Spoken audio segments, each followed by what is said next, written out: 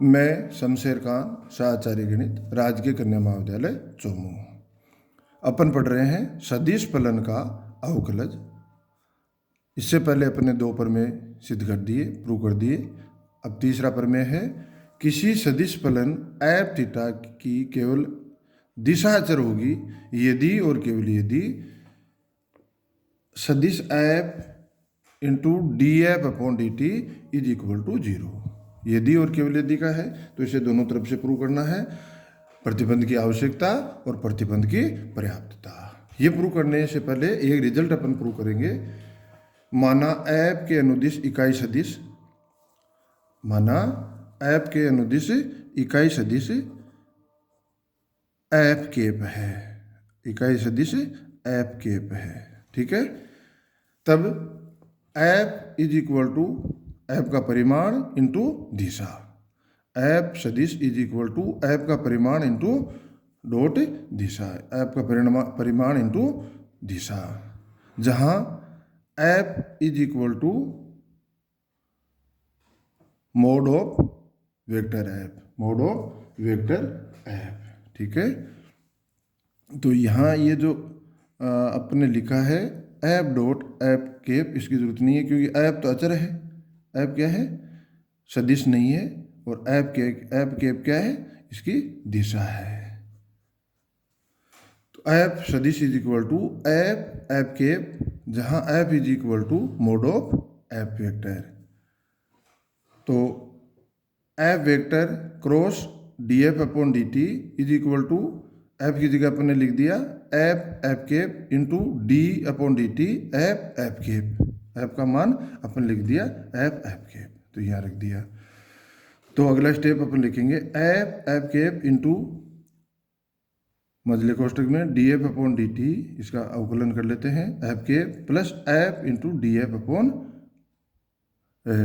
Cap upon D T, या इसे अपन लिख सकते हैं F D F into F cross F cap. देखो इस पार्ट को और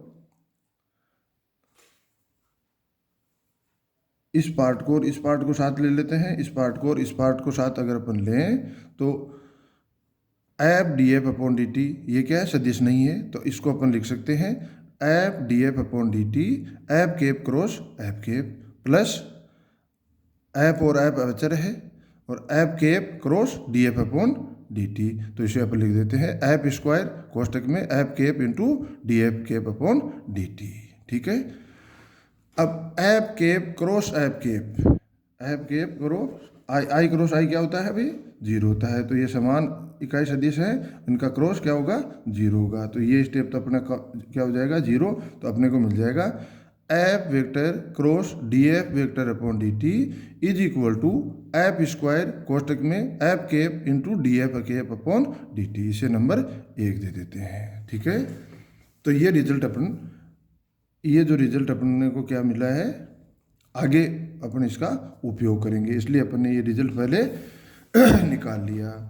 अब अपन अपना प्रमेय सिद्ध करते हैं। प्रतिबंध की आवश्यकता, माना सदिश फलन की केवल दिशा अचर है। भाई एक चीज पहले तो क्या मान लिया, इस फलन की दिशा अचर होगी यदि और केवल यदि, तो अपन ने इस फलन की दिशा को अचर मान लिया और ये प्रूव करेंगे। तो माना सदिश फलन की केवल दिशा अचर है, तब इकाई सदिश एफ केप एक अचर सदिश होगा। क्यों, क्योंकि दिशा अचर है, तो ये क्या है, सदिश फलन की दिशा को इंगित करता है, तो ये क्या होगा, अचर होगा। तो माना सदिश फलन की केवल दिशा अचर है, तब इकाई सदिश एफ केप एक अचर सदिश होगा, क्योंकि इसका परिमाण इकाई है। भाई दिशा अचर है और कोई भी इकाई सदिश है, उसका परिमाण क्या होता है, अचर होता है। तो क्योंकि और क्या कितना होता है, इसका परिमाण कितना होता है भाई, 1 होता है। तो इसका परिमाण अचर है और दिशा अचर है। क्यों है, क्योंकि ये एफ वेक्टर की दिशा है, तो अपन ने लिख दिया क्योंकि इसका परिमाण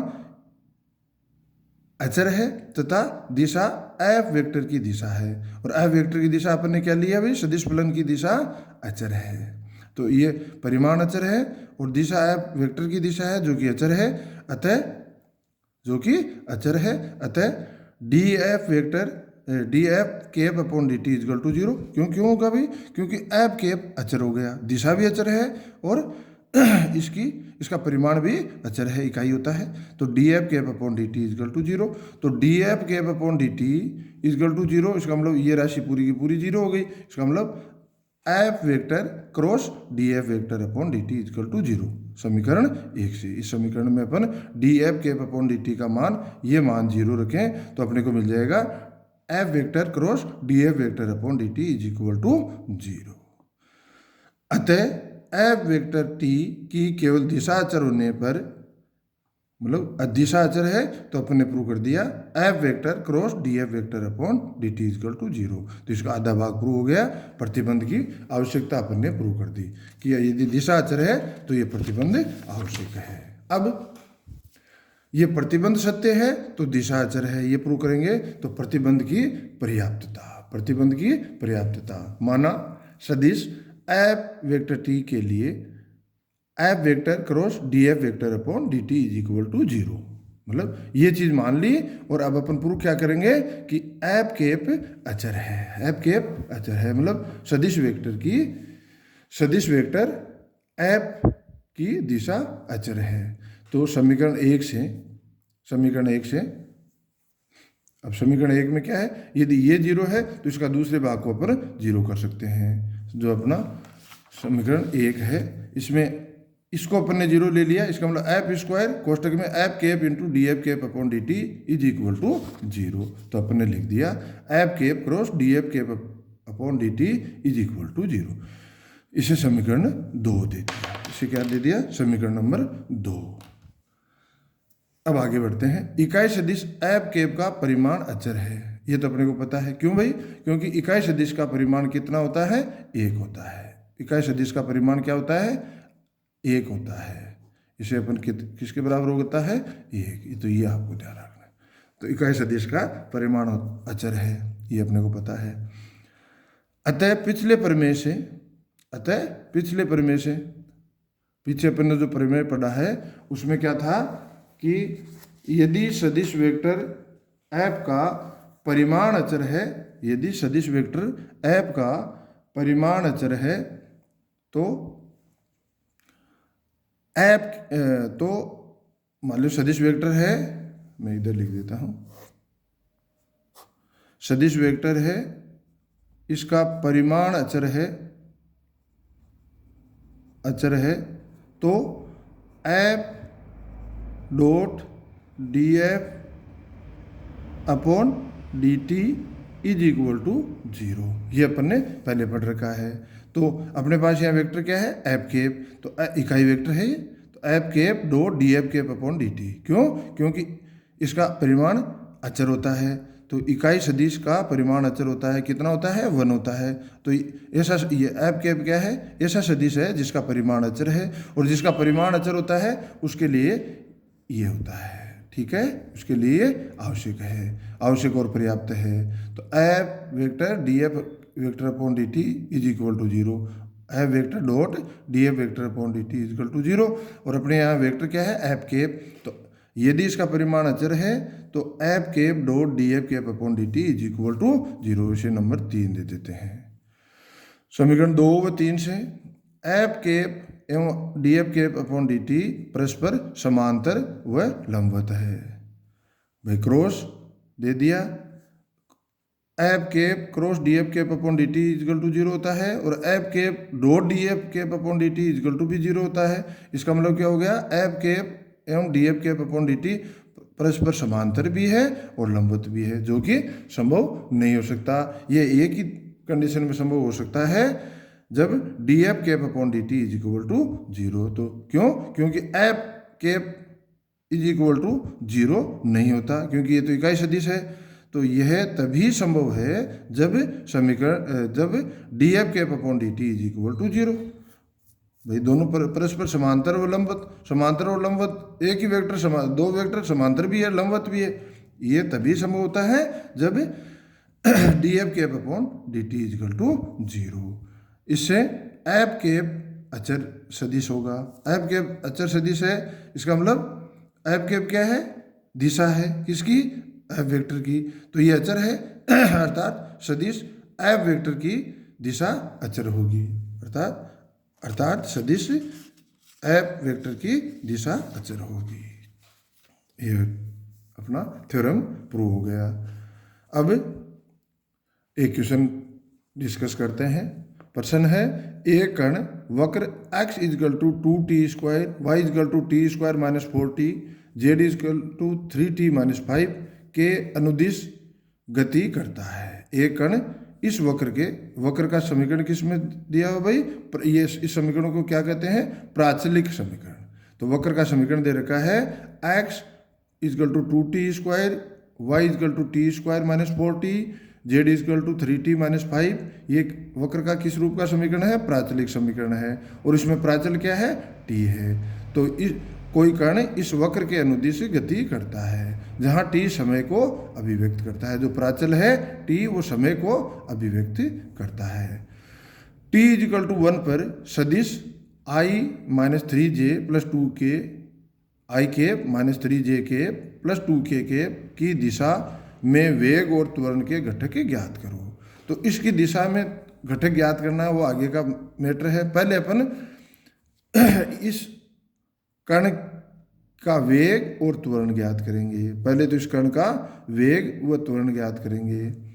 तो माना वक्र पर किसी बिंदु का समय t पर स्थिति सदिश। तो वक्र पर किसी बिंदु पर वो कण है, वो कब है? समय t पर है। किसी समय t पर जिस बिंदु पर ये कण है उस बिंदु का स्थिति सदिश जनरल फॉर्म है r vector is equal to X I के प्लस वाई जे के प्लस 3k के। तो एक्स वाई जेड के अलग अलग मान पे कण की स्थिति आती रहेगी। तो अपने लिख लिया कि समय t पर कण की स्थिति है, उसका ये r क्या है? स्थिति सदिश है। तो r वेक्टर की जनरल फॉर्म होती है एक्स आई के प्लस वाई जे के प्लस 3k के।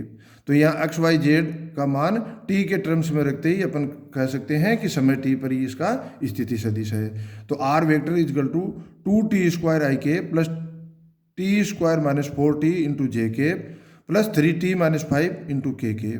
ये समय t पर कण की वक्र पे स्थिति है। तो कण की वक्र पे स्थिति सदिश है r वेक्टर। तो r वेक्टर का मान ये होगा। अब r वेक्टर का अपने को प्राप्त हो गया, r वेक्टर अपने को प्राप्त हो गया, स्थिति सदिश अपने को प्राप्त हो गया। तो वेग क्या होगा भाई? वेग is equal to d r vector upon D T is equal to 4t। अब इसका अवकलन कर दो। अवकलन किस प्रकार करते हैं भाई? इसके जो घटक हैं उनका t के सापेक्ष अवकलन होगा। तो 4t आई के प्लस 2t माइनस 4 इसका करेंगे तो 2t माइनस 4 जे के प्लस 3k के। तो ये इसका वेग हो गया। तथा त्वरण d² upon d² upon dt² is equal to 4i के प्लस 2j के। तो इसका एक बार और t के सापेक्ष अवकलन हुआ तो अपने को मिल गया त्वरण d² r के r vector d² r vector upon dt² is equal to 4i के प्लस 2j के। अब t इज इक्वल टू 1 पर सदिश i minus 3j plus 2k की दिशा में वेग का घटक है। तो t इजकल टू 1, तो वेग का जो मान है ये dr अपॉन dt, इसका मान t इजकल टू 1 पर निकाल लो। तो ये तो dr upon dt t is equal to 1 और गुणा इसके साथ दिशा को अगर लगा दें दिशा, तो अपने को वेक्टर दे रखा है, ये वेक्टर दे रखा है। इस वेक्टर की दिशा क्या हो गई? Vector upon mod of vector, vector upon mod of vector. तो इस वेक्टर की दिशा में घटक ज्ञात करना है t इजकल टू 1 पे। तो dr अपॉन dt का मान निकाल लो t इजकल टू 1 पे। और इस वेक्टर की दिशा तो ये वेक्टर मान लिया r वेक्टर है। तो r वेक्टर की दिशा को कैसे लेते हैं भाई? अपने पढ़ रखा है r vector is equal to r cap, इसकी दिशा r वेक्टर की दिशा r केप ले तो r cap is equal to r vector upon mod of r vector. तो ये दिशा हो गई, ये vector upon under root mod of r vector, तो 1 का स्क्वायर प्लस 3 का स्क्वायर प्लस 2 का स्क्वायर। तो ये तो दिए वेक्टर की दिशा हो गई, और ये वेग का t इक्वल टू 1 पे मान हो गया दोनों, तो इनका डॉट प्रोडक्ट कर दो तो दिशा आ जाएगी। तो ये vector upon under root 14 dot कोष्टक में 4i minus 2j cap plus 3k cap. ठीक है, तो अगला स्टेप अपने को मिल जाएगा 4 plus 6 upon under root 14 is equal to 16 upon under root 14। तो अपने को t इज इक्वल टू 1 पे सदिश इसकी दिशा में अपना जो वेग का जो वेक्टर है, वेग भी एक सदिश राशि होती है, तो वेग का जो सदिश है उसका इसकी दिशा में यदि घटक निकालना है तो इसकी दिशा का वेग से डॉट प्रोडक्ट कर दो, तो वो घटक अपने को प्राप्त हो जाता है। और वेग का घटक कब निकालना है? जब t इक्वल टू 1 हो। तो वेग का मान t इक्वल टू 1 पे निकाल लो और इसकी दिशा निकाल लो। इसकी दिशा निकालने का ये तरीका है। तो दिशा दिए हुए वेक्टर की दिशा डॉट v का t पर मान, t इक्वल टू 1 पर मान, तो ये अपन ने लिख दिया और ये अपने को इसकी दिशा में वेग का घटक प्राप्त हो जाता है। अब t इक्वल टू 1 पर सदिश i cap minus 3j cap plus 2k cap की दिशा में त्वरण का घटक, तो इस वेक्टर की दिशा लिख दो, डॉट त्वरण का t इक्वल टू 1 पे मान लिख दो। तो ये इस वेक्टर की दिशा क्या होगी? i cap minus 3j cap plus 2k cap upon under root 1 plus 9 plus 4 dot d square r vector upon D t square, और कहाँ पर? t इक्वल टू 1 पर। तो अगला स्टेप अपने को मिल जाएगा i cap minus 3j cap plus 2k cap upon under root 14 dot 4i cap plus 2j cap plus 0k cap, इनका डॉट ऊपर वेक्टर है, इनका डॉट प्रोडक्ट करेंगे तो i डॉट तो i के गुणांक है वो गुणा हो जाएंगे, j के गुणांक गुणा हो जाएंगे और k के गुणांक गुणा हो जाएंगे और जुड़ जाएंगे। तो अगला स्टेप मिल जाएगा 4 माइनस 6 अपॉन अंडर रूट 14। तो अगला अंतिम अपने को इस वेक्टर की दिशा में त्वरण का घटक क्या हो गया? -2 upon under root 14, -2 upon under root 14। ये अपना क्वेश्चन सोल्व हो गया। धन्यवाद।